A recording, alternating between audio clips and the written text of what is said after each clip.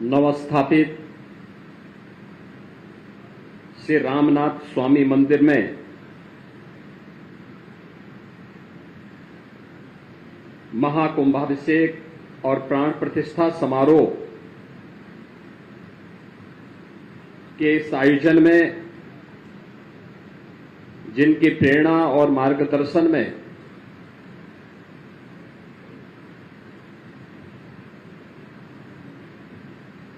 हम सबको आज यहां पर उपस्थित होने का अवसर प्राप्त हुआ है, ऐसे राष्ट्रीय स्वयंसेवक संघ के पूर्व सरकारवाह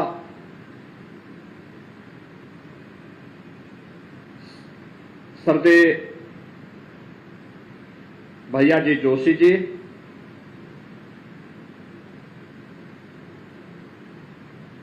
great spiritual Saint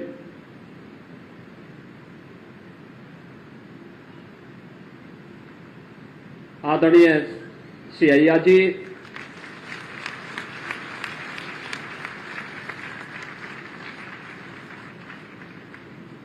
Uttar Pradesh सरकार में मंत्रिमंडल के मेरे सहयोगी श्री सूर्य प्रताप शाही जी,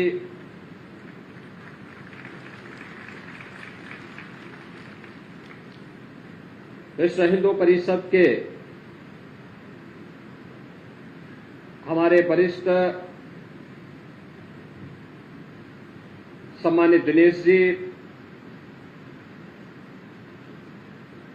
अयोध्या के महापौर श्री गिरीशपति त्रिपाठी जी, जिला पंचायत अध्यक्ष श्रीमती रोली सिंह जी, माननीय विधायक वेद प्रकाश गुप्ता जी, रामचंद्र यादव जी, अमित सिंह जी,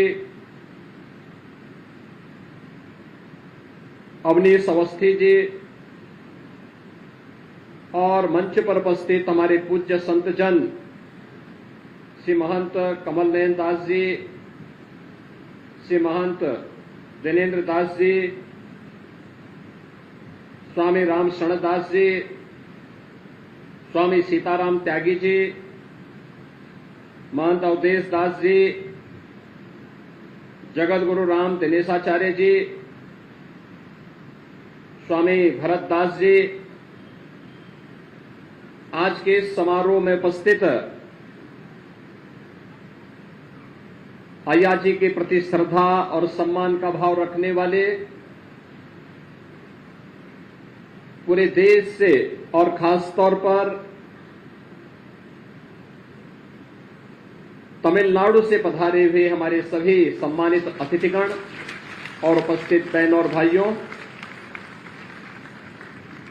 मैं सबसे पहले अयोध्या धाम में श्री रामनाथ स्वामी मंदिर की स्थापना का संकल्प लेने वाले हमारे ग्रेट स्पिरिचुअल सेंट श्री अय्या जी को हृदय से अभिनंदन करता हूं, स्वागत करता हूं। विश्व हिंदू परिषद के अपने महामंत्री सम्मान्य चंपत राय जी को, गोपाल जी को और अन्य पदाधिकारियों को कि प्रभु के भव्य मंदिर निर्माण के कार्य के पूर्व श्री रामनाथ स्वामी का विराजमान होना और उनकी कार्यशाला में विराजमान होना यह अत्यंत आनंद का क्षण है। मैं इसके लिए उन्हें भी हृदय से अभिनंदन करता हूं। अयोध्या धाम और तमिलनाडु का एक विशेष रिश्ता है, यानी अगर इसको कहें तो उत्तर प्रदेश और तमिलनाडु का ये प्रगाढ़ रिश्ता आज से नहीं, हजारों हजारों वर्षों की एक परंपरा है। हजारों वर्ष पहले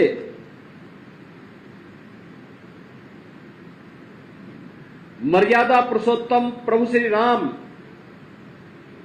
जो श्री हरि विष्णु जी के एक अवतार थे,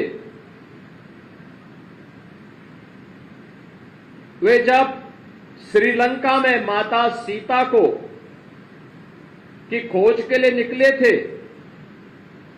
तो तमिलनाडु वह स्थान था जहां पर श्री रामेश्वरम के पवित्र स्थल पर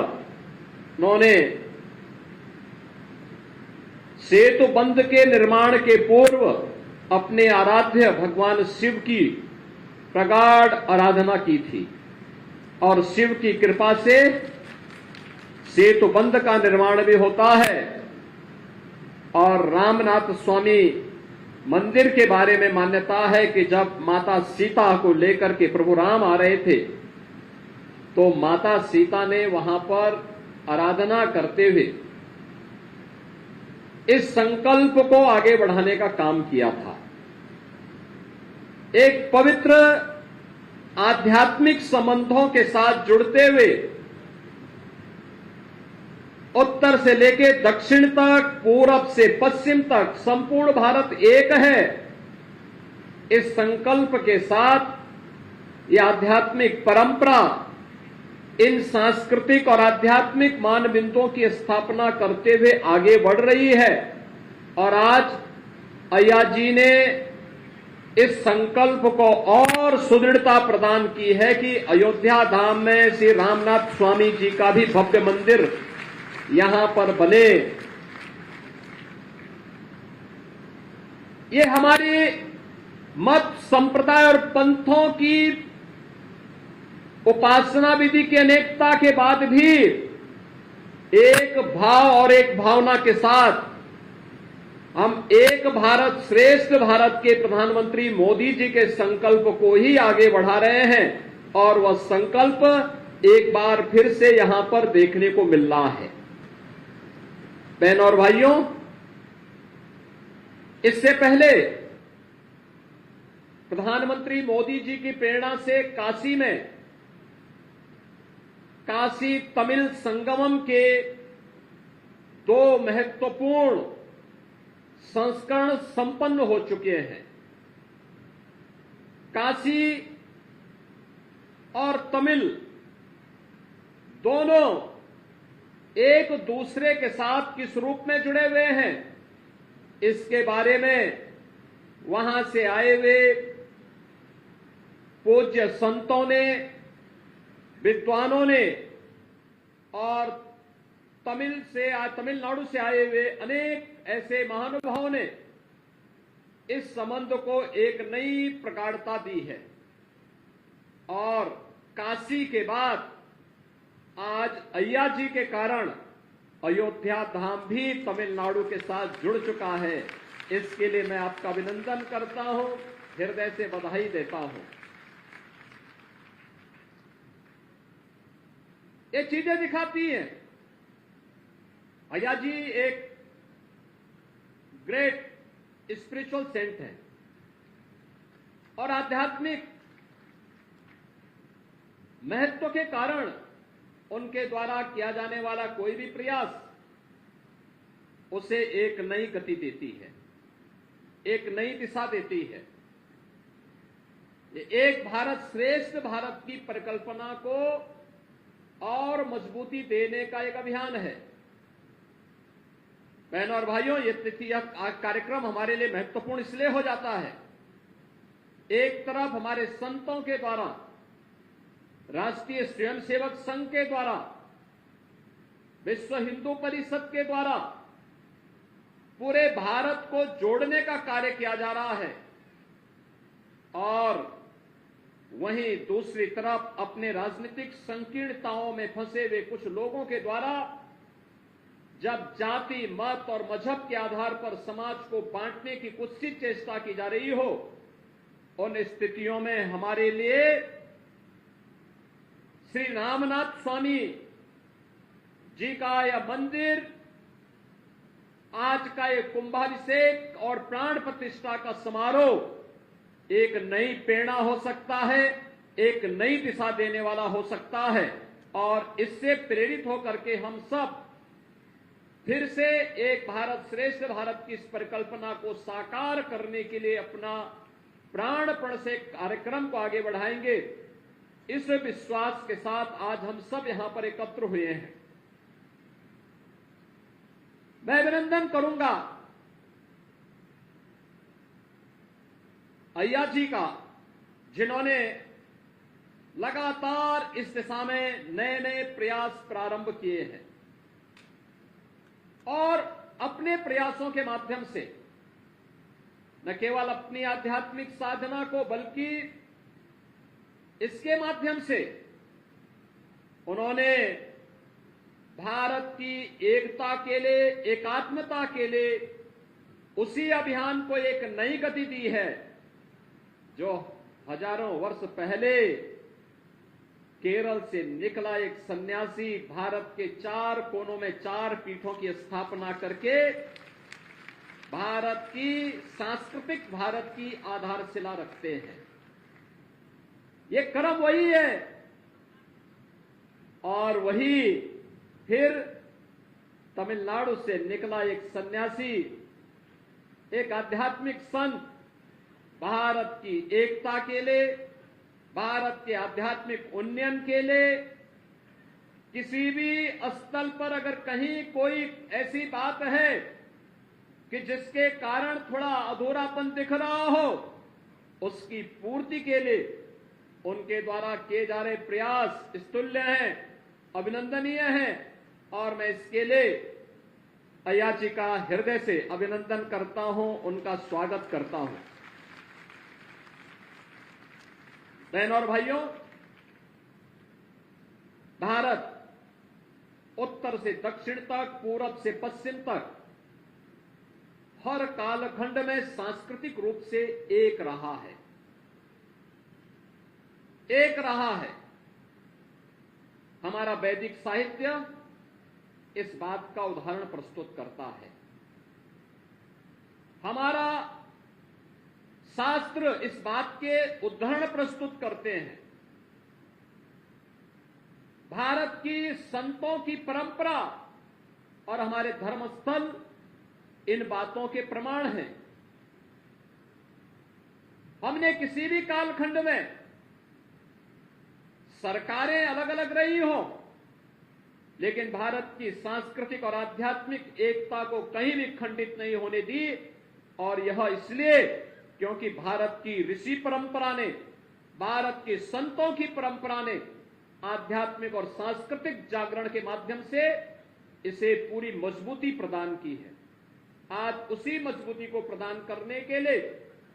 तमिलनाडु से यहां पर अय्या जी अयोध्या धाम में आए हैं। अयोध्या धाम में उनका आगमन से रामनाथ स्वामी जी के इस भव्य मंदिर के निर्माण के कार्यक्रम को आगे बढ़ाना,